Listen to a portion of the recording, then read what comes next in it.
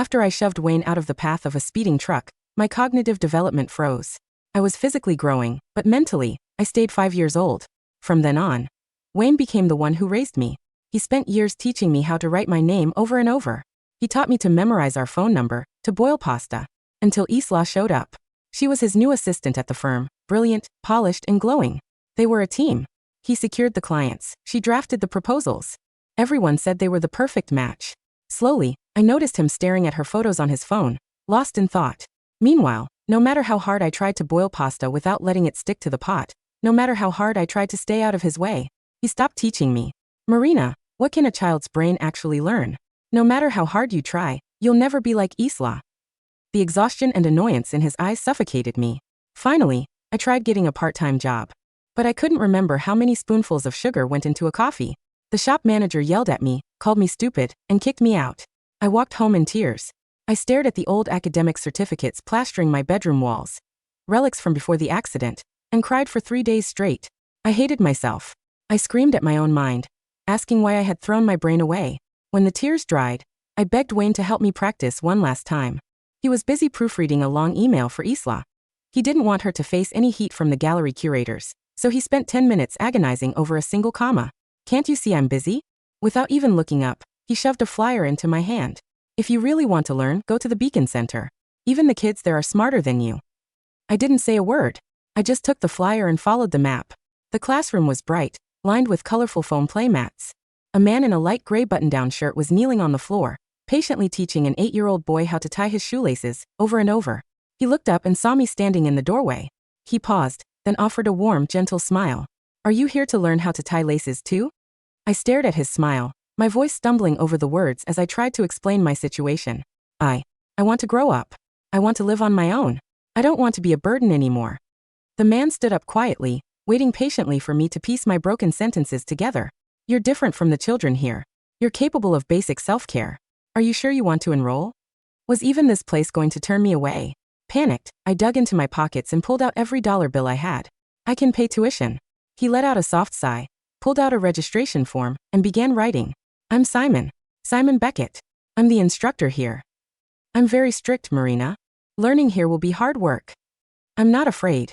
Once the form was filled out, he had me ink my thumbprint at the bottom and sit among the children. As soon as I sat down, the phone in my pocket vibrated. It was Wayne. I'm taking Isla to meet the curator. I'll be back late. Stay inside. Don't go wandering off. There's food in the fridge, use the microwave. He cut himself off with a bitter, self-deprecating laugh. Forget it. You don't even have a normal brain. What do I expect you to remember? Just eat it cold. Don't touch the microwave, the outlets, or the stove. A dull ache bloomed in my chest. I knew how to use those things. I wasn't as stupid as he thought. But before I could speak, the line went dead. While I was staring at the blank screen, Simon called my name. Marina, I was just explaining how we build memory association. Why don't you show us? Anxious, I stood up. He laid out 3 cards on the table. One showed a sugar bowl, one a licking flame, one a snowflake. Marina, when you worked at the coffee shop, what scared you the most? I was scared of forgetting if the customers wanted sugar, or if they wanted it iced or hot. He spread the cards before me, explaining that the sugar bowl meant extra sweet, the flame meant hot, and the snowflake meant iced. Then he drew one at random. What does this one mean? I scrambled for the answer, but my mind suddenly went completely blank. My face burned. Instinctively, I covered my ears and squeezed my eyes shut, bracing myself for the look of pure disappointment. Whenever I failed to memorize our phone number, Wayne would look at me exactly like that. You've been trying to memorize a simple number for months, Marina. Are you a blockhead? Even a toddler is smarter than you. Forget it. Teaching you is a waste of time. But then, a gentle hand pulled my fingers away from my ears. Simon laid the card flat in front of me. Don't rush. When you try to think too fast, your brain locks up. He pointed to the card with the flame. What is this? A fire. And what does fire represent? Hot. Exactly. If a customer wants a hot drink, you associate it with the flame. He walked me through each card like that. On the final draw, I pictured the symbols just as he had suggested. This time I remembered. See? No rush. You can do this. As we walked back to our seats, a little girl wearing a mushroom-patterned dress held her hand high in the air for a high five. You did so good, she cheered. Nobody had called me good since my father died. My throat tightened, but I blinked the tears back. When class ended, a cold wave of anxiety washed over me. I had spent all my money on the tuition. I didn't have enough for a cab, I didn't know the way, and I had never taken the public bus alone. Simon watched the last of the children leave, then turned his gaze to me. Where do you live? Getting you home is your final lesson for today. On the bus, at every stop, he pointed out landmarks. Look at the curved green bench. Look at the gray pedestrian bridge. Finally, the bus pulled up next to a massive bed of blooming roses. This is your stop, Marina. If you can't remember the street names, remember the roses. They'll guide you home. I stared at the apartment complex. For the first time in my life, I hadn't waited for Wayne to fetch me. Whenever I used to ask Wayne to teach me the way home, his impatience would flare. Why do you need to know the directions? With your brain, you can't go out alone anyway. Stop making trouble. Nobody has time to hunt you down every single day. Eventually, I stopped asking. Venturing out meant making trouble. And making trouble was terrifying. At the entrance of the complex, I saw Wayne. Sweat beaded on his forehead. The moment he caught sight of me, he lunged forward and grabbed my wrist in a crushing grip. I told you to stay put. Why can't you just listen to plain English? He squeezed so hard I thought my bones would snap. Isla is still waiting for me to meet the curator, and I had to spend the last hour scouring the streets for you. Are you doing this on purpose? His eyes were rimmed with red, burning with the same desperate anger I'd seen years ago. Once, we had gotten separated in a crowded mall. He had panicked so badly he tripped and cracked his kneecap searching for me. After that, he tied a red string around both our wrists. The cord chafed his skin until it bled, but he refused to take it off. This way, I can show you the world, and I never have to worry about losing you. But then Isla came along, the red string disappeared, and Wayne locked me inside. I was at the training center. I whimpered, shaking my head through the pain. Dr. Beckett is teaching me. Wayne stiffened. A cold, mocking sneer crept onto his face. Dr. Beckett? You've known him for a day and you already trust him? You're beyond help, Marina. If you actually want to get better, you should check into an asylum. I bit my lip, forcing my voice to remain steady. I'm not crazy. I learned how to take the bus home today. He looked down at me, his expression icy. Something a normal toddler can do, and you think you've accomplished a miracle? He banned me from going back. You're just begging to get conned. What else do you know how to do besides be a burden? The next day, Wayne stayed home. Isla came over to the apartment too. Her voice was sweet and bright, and she looked at me with an air of amused curiosity. Wayne mentioned you went to some special development center? She reached into her purse, pulled out a small, beautifully wrapped box, and slid it across the table. A little gift. I'm sure you can use it in your classes. She opened the box with a sweet smile. Inside was a pink pacifier. I recognized the words on the label. Soothing. Ages 0 to 2. If you can't understand what's going on and want to call Wayne, just use this. Newborns chew on these and quiet down instantly. It'll keep you nice and quiet so you don't keep calling Wayne and interrupting his work. My fingers clenched into fists. I understood. She was laughing at me, treating me like a brainless baby. I pushed the box back.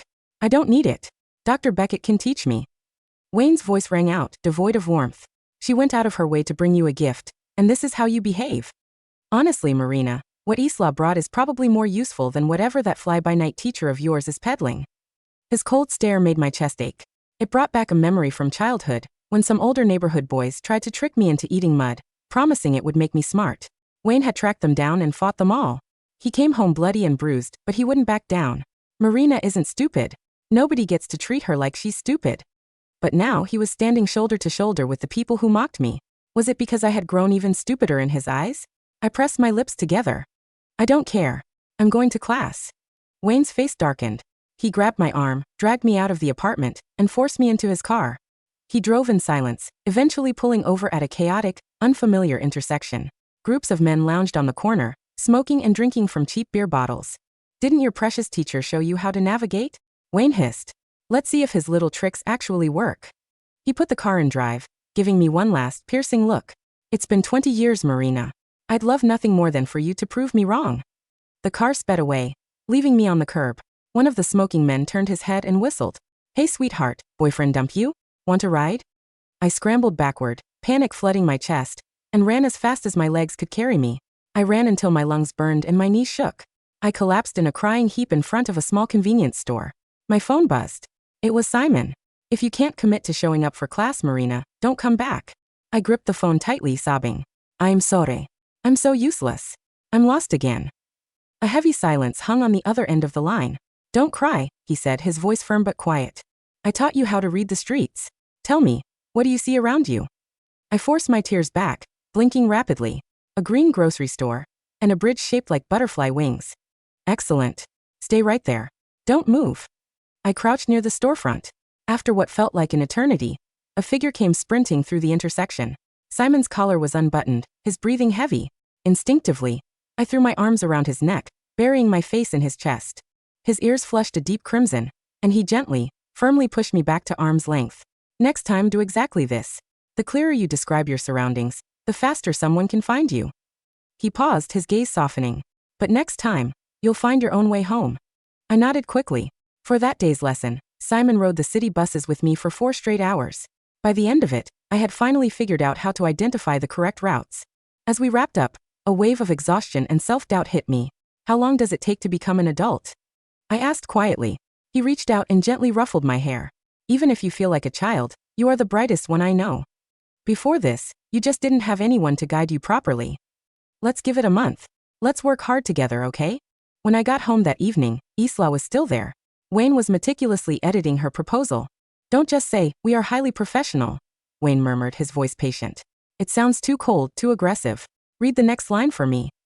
He guided her through the text, syllable by syllable, polishing every word.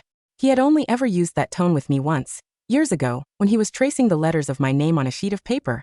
In the years since, whenever I asked him to help me read, his patience had evaporated into frustration. You're going to be like this forever, Marina. What's the point of learning a few letters? Wayne looked up as I walked through the door, his eyes scanning me coldly. How many strangers did you have to beg to get yourself home today? Isla rose from the couch, offering a patronizing smile. Well, at least she made it back. That's better than getting caught in the rain, because she didn't know enough to run inside. The mockery behind her smile made my stomach turn. I wanted to retreat to my room, but Isla stepped into my path, pointing to a book in my hands. Marina, I noticed that math textbook in your room. I'm actually really interested in advanced mathematics. Would you mind letting me have it? My heart seized.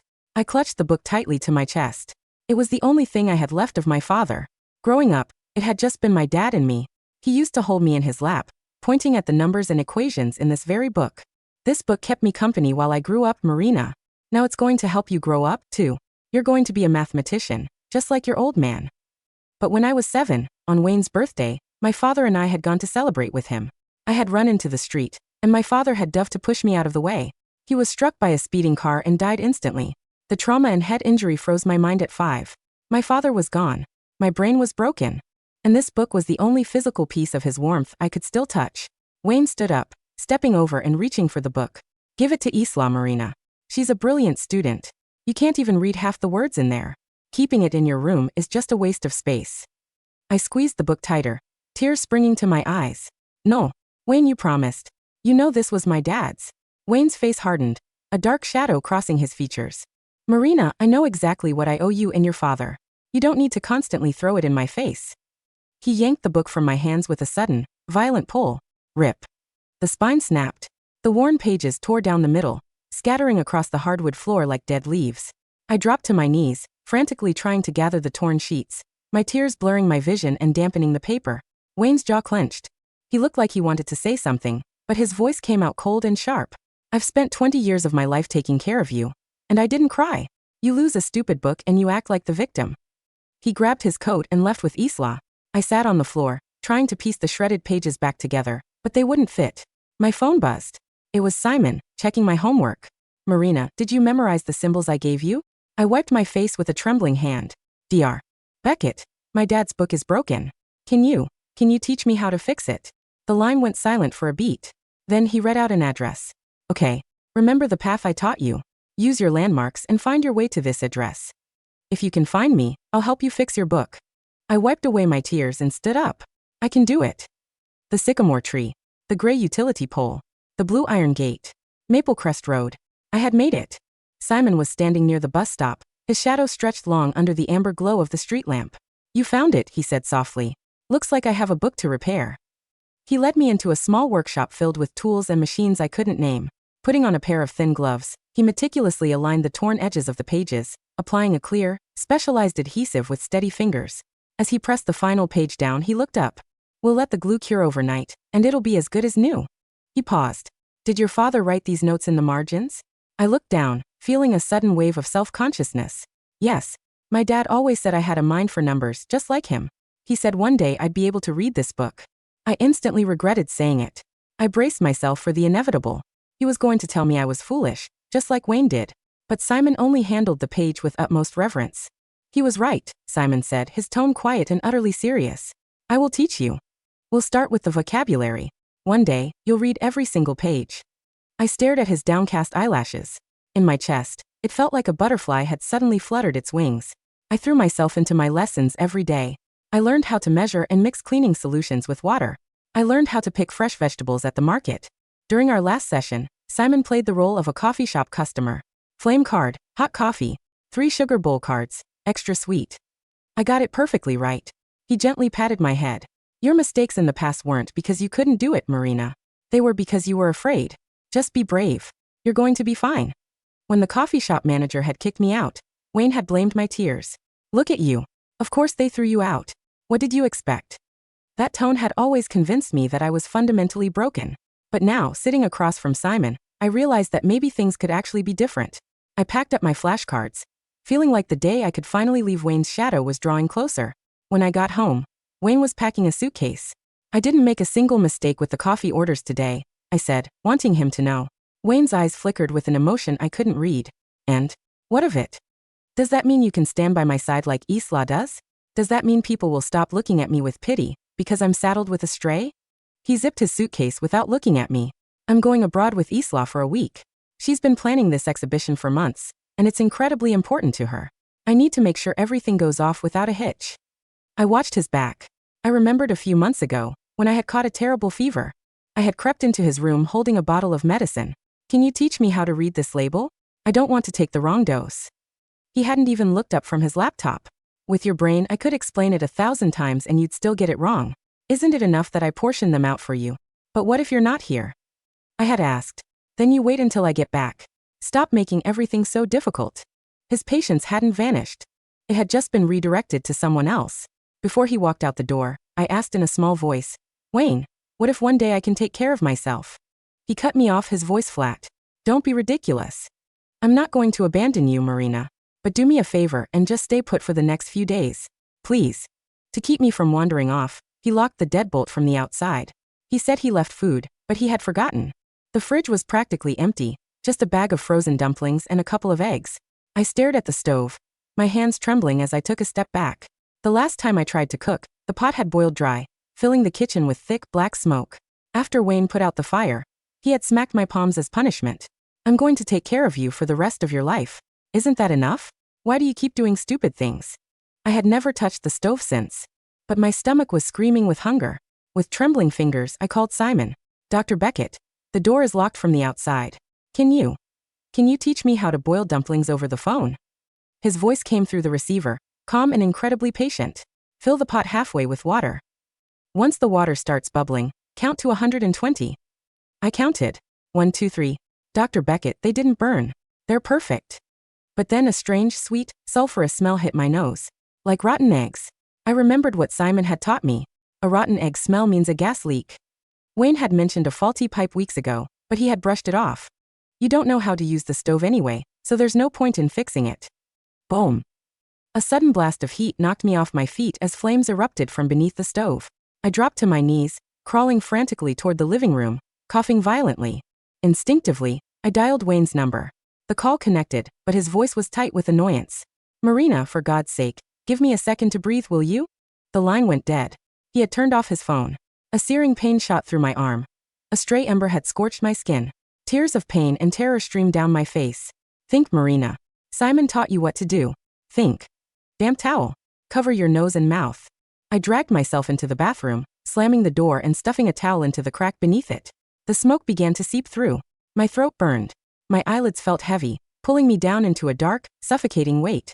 With the last of my strength, my thumb pressed a contact on my screen. I didn't even see who it was before everything went black. When I opened my eyes, the sterile smell of disinfectant filled my nose. I was in a hospital bed. Wayne's mother, Mrs. Adler, was sitting beside me, her face pale and her eyes swollen from crying. She clutched my hand, sobbing, begging my deceased father for forgiveness. Thank God a good Samaritan got to you in time. We couldn't reach that stupid boy of mine. The doctor said if they had been even a minute later.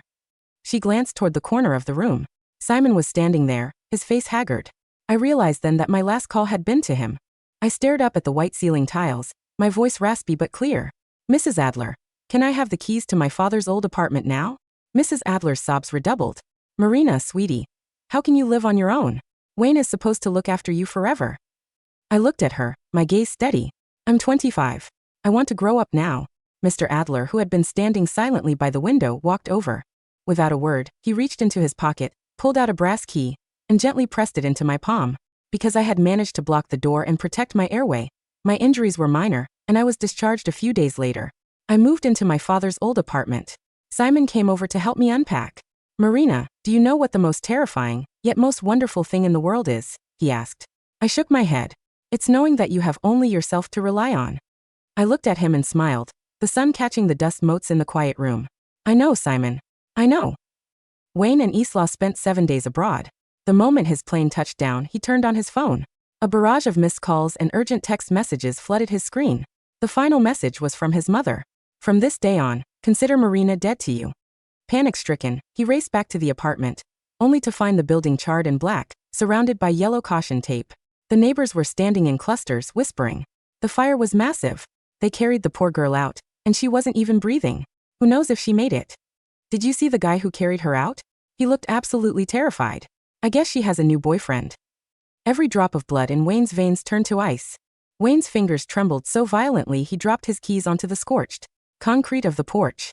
The air in the hallway still carried the acrid, metallic stench of burnt plastic and copper wire. He pushed past the yellow police tape, his chest heaving, his eyes burning as he stepped into the blackened shell of his living room. The couch where Marina used to sit, hugging her knees while waiting for him to return, was reduced to a pile of spring coils and gray ash. Marina. He whispered into the quiet room. His phone hummed in his palm. It was Isla calling. He swiped it open. Automatically, his voice barely audible. Isla. Wayne. Where are you? Isla's sweet, polished voice spilled through the speaker, crisp and demanding. The gallery director just emailed. He loves the revisions we made on the flight back. We need to meet him at the lounge in an hour. I locked her in, Wayne rasped, sinking to his knees on the soot-covered floor. What? I locked her in, he screamed, his voice cracking into a ragged sob that tore at his throat. The gas pipe. I knew the gas pipe was leaking weeks ago. I forgot to fix it. I locked the deadbolt, and I went to Paris with you. On the other end of the line, Isla went quiet for a long second. Then her tone shifted, cooling into that measured, sensible pitch she used whenever she felt he was being unreasonable. Wayne, calm down. Your mother sent a dramatic text. But you know how she is. Marina probably just dropped a pan or something. The neighbors always overreact. Besides, if anything serious had happened, the police would have called you directly. She called me, Wayne whispered. He pulled the phone away from his ear and looked at his call log. On the night of the fire, at 11:42 p.m., there was a single incoming call from Marina. Duration, 4 seconds. Below it was his own automated reply, sent with a thumb swipe while he was sipping champagne in a first-class lounge. I'm busy. Stop making trouble. The phone slipped from his hand, clattering against the charred floorboards. 30 minutes later, Wayne stood on the porch of his parents' house, pounding his fists against the heavy oak door. When it opened, his mother stood in the entryway. Mrs. Adler did not look angry. She looked old, her eyes sunken, her hair pulled back into a severe gray knot. Where is she? Wayne gasped, trying to push past her into the foyer. Mom, where is Marina? The neighbors said she was carried out. Is she in the hospital? Which hospital? Mrs. Adler didn't move. She held out a small, heavy cardboard box. Inside were all the things Wayne had ever bought for Marina, a row of plastic hair clips, a pair of orthopedic shoes he had picked out 5 years ago, a laminated emergency contact card, and a frayed red string. She isn't at the hospital, Wayne, Mrs. Adler said, her voice dropping like stone into deep water. She was discharged 3 days ago. Then where is she? Somewhere you will never touch her again, his mother replied softly. Do you know what the firefighter told me, Wayne? He said when they broke down the door, they found her in the bathroom. She had soaked a towel, stuffed it under the crack of the door, and crouched by the window. She didn't panic. She didn't scream. She did everything right. Mrs. Adler looked up at her son, tears finally glistening in the corners of her eyes. She remembered what her teacher taught her, Mrs. Adler whispered. The teacher you called a fraud. The teacher you mocked while you were packing your bags for Europe. Mom, please. Wayne's knees buckled. He grabbed his mother's apron, sobbing uncontrollably. I didn't mean to. I was just so tired. I spent 20 years taking care of her. I just wanted 1 week of peace. And you almost gave her eternal peace, Mrs. Adler said, her voice laced with a terrible, quiet disgust. Your father and I gave you a choice 20 years ago. We offered to hire a full-time nurse so you could live a normal life. But you screamed at us. You said you owed it to her father. You built your whole identity on being her savior, Wayne. She reached out and forcefully shoved his hands off her apron. But a savior doesn't lock a child in a burning house, she said. You didn't stay because you loved her. You stayed because having a broken girl depend on you made you feel like a god. And the moment she tried to learn how to stand on her own feet, you couldn't handle it. Where is she? Wayne screamed, clutching the box of plastic clips to his chest. Tell me where she is. Mrs. Adler looked at him one last time before stepping back into the house. Her father died to give you a life, she said, before closing the door in his face. It took 20 years, but Marina finally took hers back. The morning sun spilled across the pine floorboards of the small apartment on Maplecrest Road. It was a quiet, modest space, 2 rooms, high ceilings and wide windows, overlooking a small courtyard filled with overgrown hydrangeas. Marina sat at the small wooden dining table, a pair of reading glasses resting on the bridge of her nose. In front of her lay her father's math textbook. The spine was still slightly stiff from the specialized glue Simon had used, but every page was flat, clean and whole. Beside her, Simon set down 2 mugs of steaming chamomile tea. Page 42, Simon said quietly, pulling up a chair beside her. Read the second theorem for me, Marina. Marina smoothed her palm over the paper. Her fingers traced the handwritten notes her father had left in the margins 20 years ago. The sum of the angles in a triangle. She read out loud. Her voice was slow, deliberate, her accent clear and steady. Is always equal to 180 degrees. She stopped, looking up at Simon with wide, bright eyes. I didn't stumble, she whispered. Simon smiled, his gray eyes warm as he took a sip of his tea. You haven't stumbled in 3 days. Do you know why? Marina thought for a moment, tapping her finger against her chin, a habit she had picked up from Simon. Because I'm not waiting for someone to yell at me when I finish the sentence. Exactly, Simon said. Cognitive recovery after trauma isn't just about rewiring synapses, Marina. It's about removing chronic fear. When you live in an environment where every mistake is treated as proof that you are fundamentally broken, your brain stays in survival mode. It locks up. He pointed to the handwritten note in the margin. To my brilliant Marina. The numbers will always tell you the truth. Your father knew that, Simon added softly. He didn't write those notes for a 5-year-old. He wrote them for the woman he knew you would become. A soft knock sounded at the front door. Marina didn't flinch. 6 weeks ago, a knock on the door would have made her hide behind the couch, her pulse racing. Now she simply set her pencil down, stood up, and walked over to the entryway. She looked through the peephole. Standing on the landing outside was Wayne. He looked hollowed out. His suit was wrinkled, his tie loosened, dark purple, shadows hanging under his hollow eyes. He held a large, extravagant bouquet of white lilies and a brand new leather-bound notebook.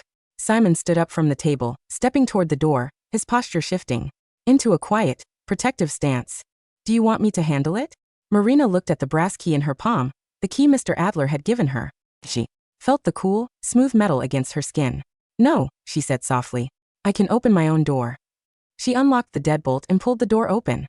Wayne's head snapped up. When his eyes landed on her, a sharp, choked gasp escaped his throat. He took a frantic step forward, reaching out with both hands. Marina, he wept, his voice cracking. Marina, oh God, you're okay. You're alive. He tried to gather her into an embrace, but Marina didn't run, and she didn't scream. She simply stepped backward, taking 2 precise, measured paces into her foyer. Wayne's arms froze in midair. He blinked, staring at her in confusion. The girl standing before him wasn't wearing the oversized, faded hoodies he used to buy for her. She wore a simple, tailored cream sweater and jeans. Her hair was brushed neatly, pinned back with a plain wooden clip. And when she looked at him, her face didn't hold the frantic, desperate terror of a child waiting for punishment. It held nothing at all. Hello, Wayne, she said. Her voice was calm, steady and clear. Wayne's breath hitched. Marina, I searched everywhere for you. I went to the police. I went to the Beacon Center. Your teacher wouldn't tell me where you were. He glared past her shoulder at Simon, his eyes flashing with sudden venomous rage. You hid her from me. You took advantage of a disabled girl. Wayne, Marina cut him off. The single word fell between them like a sheet of iron. Wayne froze, his mouth half open. In 20 years, she had never spoken his name with that tone. It wasn't whiny, it wasn't pleading. It was the tone an adult used to address an unwanted guest. This is my father's house, Marina said, her hands resting calmly at her sides. Dr. Beckett is my teacher. He is helping me study. Study? Wayne let out a jagged, hysterical laugh, tears spilling down his cheeks. Marina, sweetie, what are you talking about? You have a 5-year-old mind. You almost burned yourself alive because you didn't know how to turn off a stove. I didn't burn myself, Marina replied evenly. The gas pipe you forgot to fix leaked. I covered the door with a wet towel, turned off the main breaker in the hallway and called for help. She looked at him, her brown eyes clear and unblinking. I called you first, she said. You told me you were busy and hung up. Wayne felt as if someone had plunged a blade into his chest and twisted it. He reeled backward, hitting the doorframe, his face draining of all color. I didn't know. He stammered, his fingers digging into the bouquet of lilies until the stems snapped. The phone. I thought you were just calling. About a toy or? It doesn't matter, Marina said softly. You don't have to answer my calls anymore. You don't have to teach me how to boil pasta, or memorize the phone number, or tie my shoes. She stepped forward, reached out, and gently took the bouquet from his trembling hands. For a second, a desperate flicker of hope lit up Wayne's eyes. Marina, forgive me? You're coming home. Marina walked over to the small trash bin beside the umbrella stand and dropped the lilies inside. I am home, she said. Over the next month, Wayne lost his mind. He stopped going to his firm. The clients he and Isla had worked so hard to secure began calling his partners, complaining about missed deadlines and unreturned emails. Isla showed up at his messy, rented apartment 3 times a week, trying to pull him back to reality. Wayne, look at yourself, Isla yelled one Tuesday afternoon, shoving a stack of legal filings onto his coffee table. The senior partners are talking about revoking your junior equity. The gallery contract we spent 6 months fighting for is about to be awarded to our rival firm. All because you're sitting here, crying over a girl who doesn't even remember half your life together. Wayne sat on the edge of his unmade bed, holding a small pair of children's scissors and a roll of red string. He didn't look up at her. His eyes were bloodshot, his jaw covered in rough, dark stubble. She remembers, Wayne whispered hoarsely. She remembers everything. She remembers the exact minute I hung up on her while she was breathing smoke. She's brain damaged, Wayne. Isla snapped, her patience finally shattering. He grabbed his shoulder, shaking him violently. She's using whatever tricks that fake doctor taught her to manipulate you. She's doing this on purpose to ruin your life. Wayne slowly raised his head. He looked at Isla, her pristine makeup, her tailored silk blouse, her sharp, ambitious eyes. 3 months ago, he had thought she was the pinnacle of elegance. He had thought her brilliance was the breath of fresh air he needed after 20 years of dragging a burden behind him. Now looking at her, he felt a sudden, sickening wave of nausea. She didn't ruin my life, Isla, Wayne said, his voice terrifyingly quiet. You asked me why I kept that math book in her room. You asked me why I let a toddler keep space in my apartment. He stood up, towering over her. Her father died saving my life, Wayne spat, his voice rising into a raw, ragged shout. He dove under a truck to push me out of the road. And when Marina ran after him, her head hit the curb. Her entire life was stolen because of me. Isla flinched back, her eyes widening in genuine shock. And I spent 20 years convincing myself I was a saint for feeding her. Wayne sobbed, clutching his head in his hands. I complained about boiling pasta. I complained about teaching her to write her name. And when you came along, I let you hand her a pacifier. I let you laugh at her in my own living room. Wayne, I didn't know. Get out, Wayne whispered. Wayne, think about your career. Get out, he roared, slamming his fist through the drywall beside the door. Isla scrambled backward, her high heels clicking frantically against the hardwood as she fled the apartment, slamming the door behind her. Silence returned to the room. Wayne sank to his knees beside the bed. He picked up the roll of red string, the string he had used years ago to tie their wrists together when they walked through crowded streets. He tied one end around his wrist, pulling it until the cord cut deep into his skin, turning it white, then purple. I'm coming, Marina, he wept into the dark room. I'll make you remember. I'll make you need me again. 2 months later, the Beacon Center held its annual spring vocational assessment, a formal evaluation where adult students with cognitive or neurological injuries demonstrated their functional independence to a panel of state licensing officers. The bright auditorium was filled with families, social workers, and local business owners looking to hire entry-level administrative staff. Marina stood backstage, wearing a crisp dark blue blazer, her hair tied back in a professional ponytail. She held a clipboard with a stack of data entry forms. Simon stood beside her, checking the buttons on her cuffs. Nervous? Simon asked gently. Marina looked at her reflection in the glass door. Her hands were steady. Little. But the flame card means hot, the snowflake means cold, and the numbers always tell the truth. Simon laughed, a soft, beautiful sound that made the butterflies in her chest flutter. You don't need the cards anymore, Marina. You haven't used them in 6 weeks. I know, she smiled. I just like remembering where I started. Candidate number 4, Marina Campbell. The announcer's voice boomed over the auditorium speakers. Marina took a deep breath, stepped out from behind the curtain, and walked onto the brightly lit stage. The panel of 3 evaluators sat at a long table below. Among the crowd in the front row sat Mrs. Adler and Mr. Adler, both holding small bouquets of yellow roses, their eyes shining with pride. Marina walked up to the podium, set her clipboard down, and adjusted the microphone. Good afternoon, she said, her voice carrying clearly through the speakers. My name is Marina Campbell. 20 years ago, I suffered a traumatic brain injury that halted my cognitive development. For 2 decades, I was told that my mind was fixed at the age of 5. She looked out at the audience. Sitting in the very back row, slumped in the shadows near the exit doors, was Wayne. He looked unkempt, his coat stained, clutching a small leather binder to his chest. Marina's eyes grazed past him without stopping, settling back on the evaluators. Today, Marina continued smoothly, I will be demonstrating my ability to perform complex inventory logistics, basic bookkeeping, and independent communications routing. For the next 20 minutes, the auditorium watched in spellbound silence as Marina moved between 3 practical stations on stage. She calculated invoice balances on a whiteboard without a calculator, using the mental math shortcuts her father had written in the margins of his textbook. Organized a chaotic filing system by category and date. And when an evaluator deliberately threw a trick scenario at her, simulating a hostile client demanding an immediate refund, Marina didn't freeze. She didn't cry. She listened patiently, referenced the policy sheet, and offered a calm, clear resolution. When she finished her final task, the lead evaluator slowly stood up, clapping his hands. Within seconds, the entire auditorium erupted into a standing ovation. Mrs. Adler was weeping openly, waving her yellow roses. Backstage, after the ceremony ended, the evaluators handed Marina an official, gold-embossed certificate, state-certified vocational independence.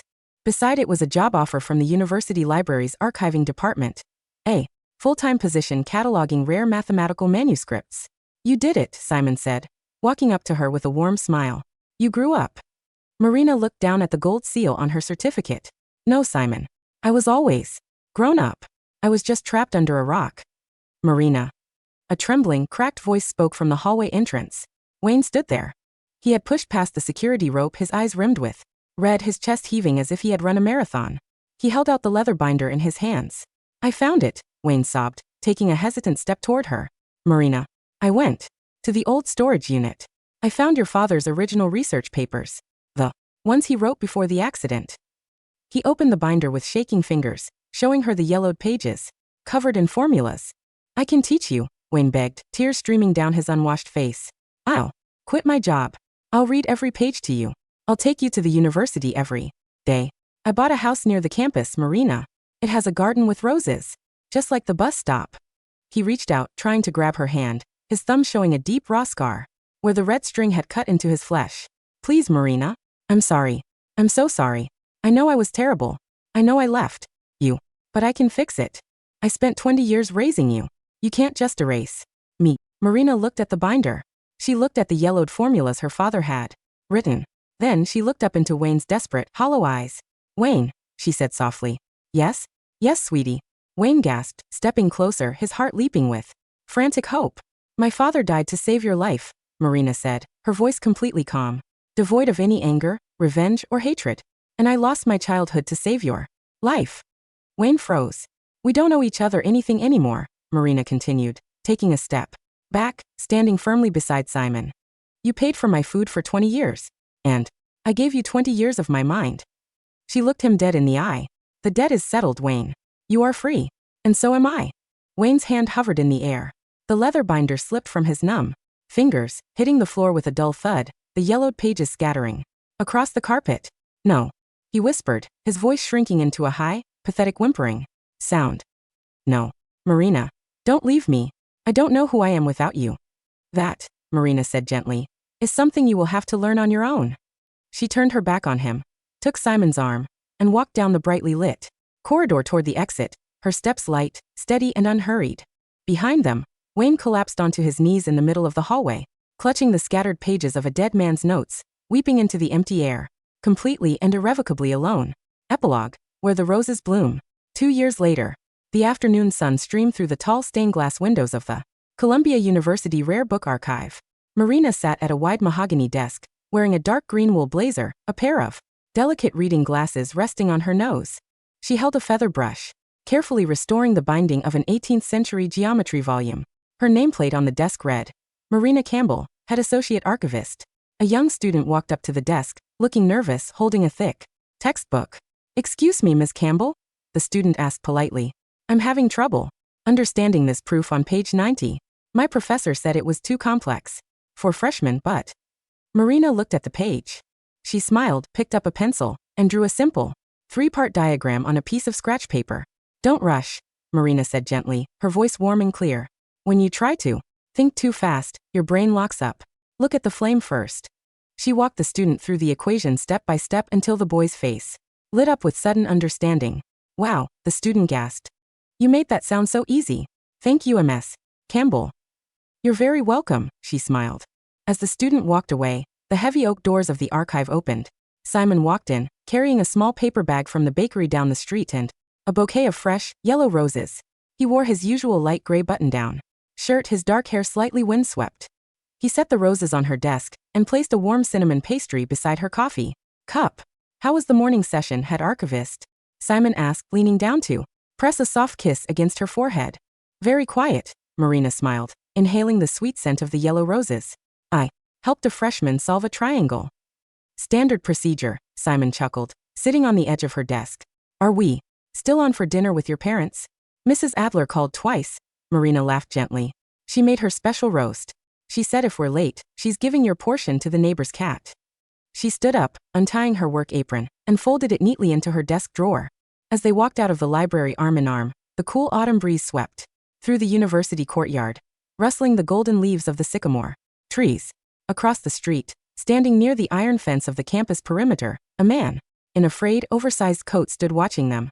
His hair was graying at the temples, his face lined with deep, permanent sorrow. He held a small, faded red string in his coat pocket, his fingers rubbing the frayed cord over and over again like a rosary. He watched as Marina laughed at something Simon said, her face radiant, her posture tall and proud as she stepped into the sunlight. She didn't look across the street. She didn't check behind her. She simply took her husband's hand, crossed the avenue, and walked forward into the bright, beautiful world she had built with her own 2 hands.